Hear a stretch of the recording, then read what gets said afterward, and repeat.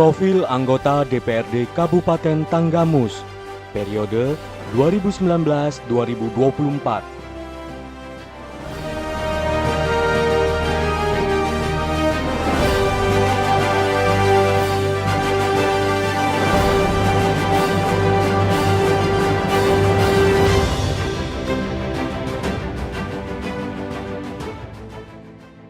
Baharen, anggota DPRD Kabupaten Tanggamus, periode 2019-2024.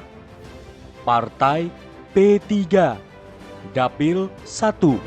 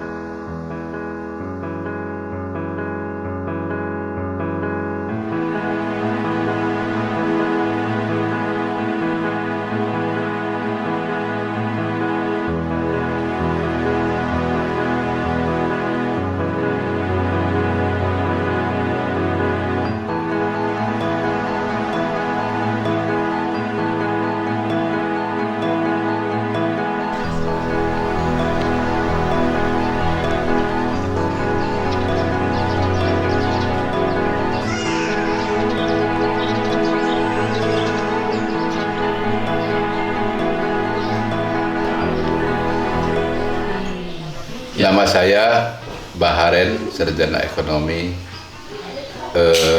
Saya anggota DPRD Kabupaten Tanggamus dari Dapil 1, meliputi wilayah Kecamatan Bandar Semong, Kecamatan Semaka, dan Kecamatan Pematang Sawah. Saya dari Partai Persatuan Pembangunan atau P3. Sebelum menjadi dewan, kegiatan saya banyak. Ya, terutama pernah ikut beli hasil bumi, ikut paman, kedua kali ya ikut kawan bisnis material, batu, pasir segala macam. Itu sebelum menjadi anggota DPR. Profesi yang lain tidak ada selain itu. Nah, setelah itu saya sebelum anggota dewan, saya menjadi kepala desa dari tahun 2000, 2 periode saya menjadi kepala desa di Pekon, di Desa Raja Basa ini, Kecamatan Bandar Semong.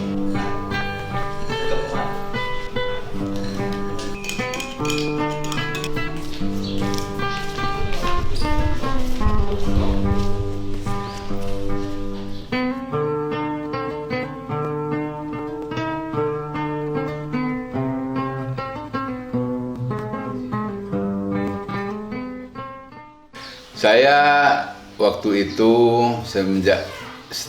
ketika jadi kepala Pekon atau kepala desa, kita ada pertemuan dengan dewan, yaitu mereka acara reses. Saya sangat kagum melihat anggota dewan di DPRD Kabupaten Tanggamus waktu itu.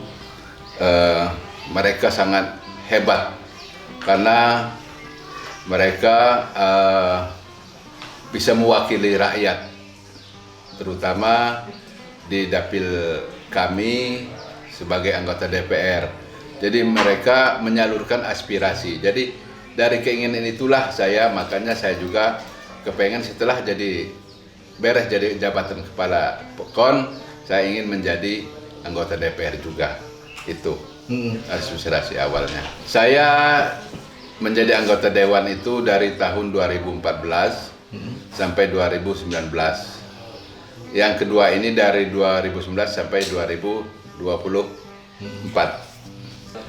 Kalau bicara berbuat, karena di sini juga kerjaan kita kolektif kolegial, kita bukan sendiri. Dari Dapil 1 ini kita ada 9 anggota DPRD Kabupaten Tanggamus, terdiri dari beberapa partai.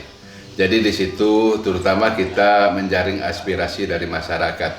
Apa sih kebutuhan masyarakat yang bisa kita sampaikan, terutama untuk eksekutif supaya mereka bisa, terutama keinginan masyarakat itu banyaknya di fisik, terutama jalan, irigasi, dan sebagainya.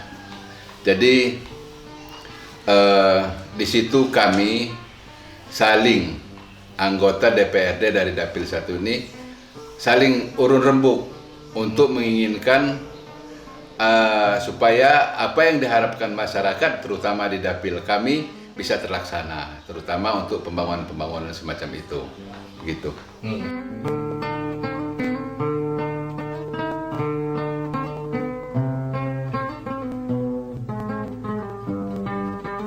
Ya, namanya kita pertama ngurus masyarakat banyak, otomatis permintaan itu banyak juga dan bermacam-macam.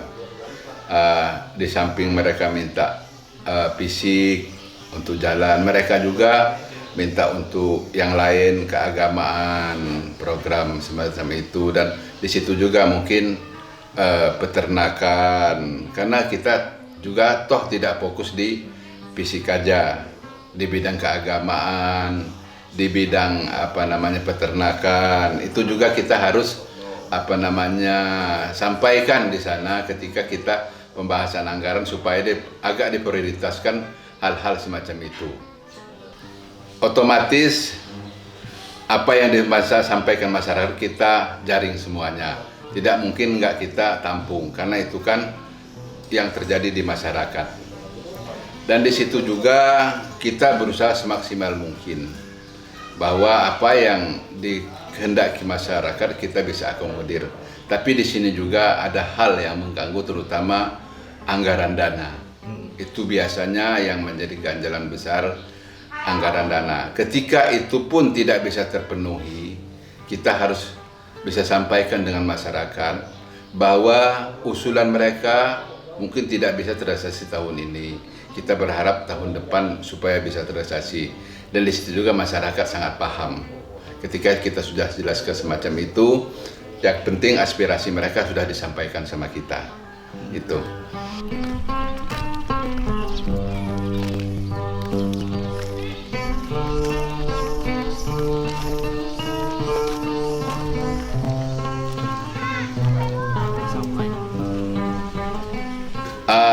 Alhamdulillah baik, karena APBD itu kalau saya sebut itu APBD bersama antara eksekutif dan legislatif, karena di situ juga kalau saya bilang, karena saya orang politik, itu adalah APBD politik, sama-sama membutuhkan.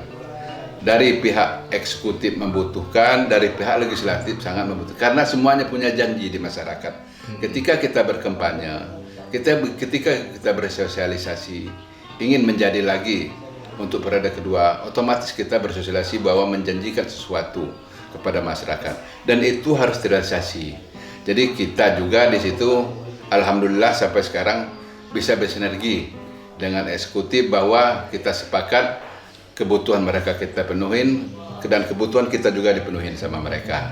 Itu harapan saya, terutama ini masih ada sedikit. Kalau kita bicara puas, susah untuk mencari kepuasan, terutama untuk pembangunan di wilayah Dapil 1 ini mungkin tidak sebanding dengan wilayah Dapil 2 seperti Gisting, Sumberjo. Karena di Dapil kami ini untuk tahun ini aja, untuk kegiatan fisiknya Kecamatan Bandar Sumong itu hanya dapat 3 miliar. Sedangkan untuk di kecamatan lain, Semaka itu sampai 15 miliar. Di situ juga kan kelihatan kepincangan di situ. Jadi saya secara pribadi berharap bahwa mungkin untuk periode ke depan, anggaran ke depan itu ada pemerataan seperti itu.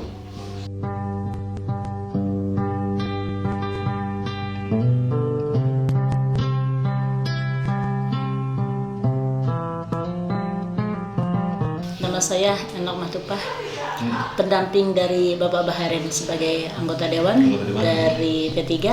Pertemuan kami pertama kalinya, saya memang domisili, memang saya orang asli penduduk Tangerang. Bapaknya tempoh hari merantau ke sana sebagai seorang sales. Kemudian dia mengontrak di dekat rumah saya. Disitulah pertemuan kami setiap hari. Menikah tahun 1996. Iya, tetap di Tangerang, kami tetap berusaha di sana, nyari pekerjaan. Bapaknya tetap bertahan sebagai sales. Suka dukanya ya sukanya masyarakat mensupport kalau kami datang untuk mengadakan reses. Kami numpang reses di mana misalkan di pedukuhan atau di pedesaan, sampai bahkan kami sampai naik ke puncak gunung sana yang medannya tidak bisa dilalui dengan itu dukanya ya. Dengan jalan yang sangat licin, tidak bisa dilalui dengan mobil. Kami di sana ke sana itu naik motor trail, yang mana transportnya aja satu motor itu bisa 200.000 per orang karena sangat jauhnya. Tapi alhamdulillah di sana masyarakat itu sangat sukanya kami di sana, meskipun kami jauh-jauh dari sini, antusias masyarakat menyambut kami dengan sangat ramah di sana. Ada khususnya pada beliau, tingkatkan lagi kesejahteraan masyarakat, khususnya untuk Bandar Negeri Semong pada umumnya di Dapil 1 ini yang mencakup 3 kecamatan ini, terutama di bidang-bidang fisik seperti jalan-jalan, ya, pendidikannya juga di bidang infrastruktur dan kesejahteraan masyarakat terutama. Satu lagi, saya ini sebagai ketua organisasi untuk Bandar Negeri Semong, yaitu di Muslimat. Nah, itu pun saya minta dukungannya sepenuhnya dari beliau yang mengutamakan yang mana masyarakat di sini khususnya untuk Bandar Negeri Semong, yatim piatu dan janda-janda orang-orang miskin itu yang harus kita perhatikan, diutamakan. Terutama itu khususnya untuk Bandar Negeri Semong dulu, dan umumnya 3 kecamatan tersebut pun jangan dilupakan. Santunan anak yatim itu yang diutamakan.